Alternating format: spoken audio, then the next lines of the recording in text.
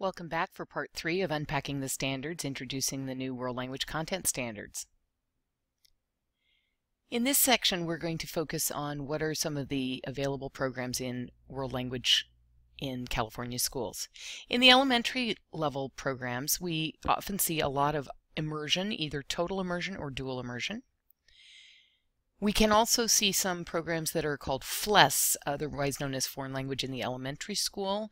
Oftentimes these are pull-out programs or perhaps prep period programs where they get a little bit of access to language. There is also foreign language exploratory or FLEX programs. These work similarly to middle school exploratory programs where the students might have some options during the day as to what programs they would like to visit, whether it's world language or music or etc. In middle school language programs, we still see immersion. And oftentimes that begins to move into their core classes, in other words, their content. We see foreign language programs, 1 or 2 year sequences. We can see flex programs, and that's especially true if we have a 6, 7, 8 middle school. You might have a 6th grade exploratory program where they try a bunch of things.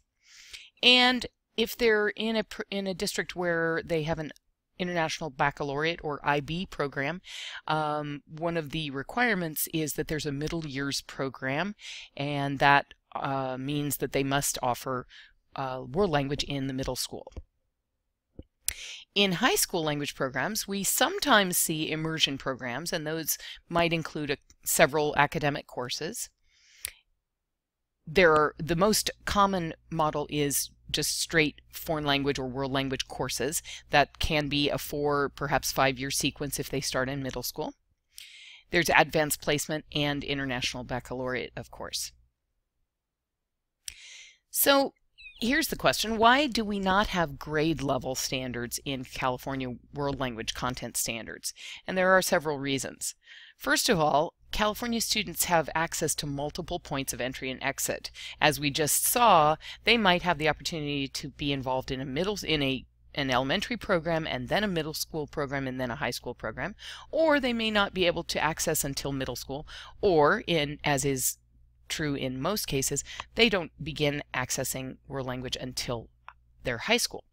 So because we have so many different entry level spaces and then also exit levels, we can't really have grade level standards like English and math where they say 2nd graders are able to do this. Also, in world language, proficiency depends a great deal on their previous experience with the language. So are they perhaps a heritage speaker of the language who actually speaks the language at home, may not have had any formal training in it, or is at least exposed to it in their community, or are they a person who has never been exposed to that world language? And of course, there are a wide variety of languages and complexity of languages throughout the state. So it's really not possible to have grade level standards or language specific. So here's our summative activity for this presentation, and you will be doing this in your note-taking and then transferring it to your blog. There is an assessment, a type of quiz that's on the module. And in the blog, we'd like you to do a 3-2-1 summary, as we said in the first place. Number 1, identify a single most important word.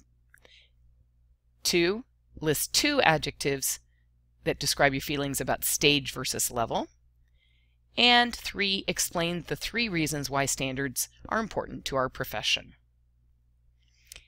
Thanks for joining me today, and don't forget to join us for our live session to continue our study of the standards. The date is on the course site calendar. It is the Module 2 live session. Before you do that, as you're following through the module activities, you will be prompted to download a copy of the World Language Standards for California schools, and also to download at least one of the 2 sample activities that are posted.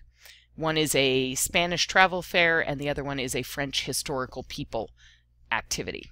We will be using those examples to do an alignment activity during our live session.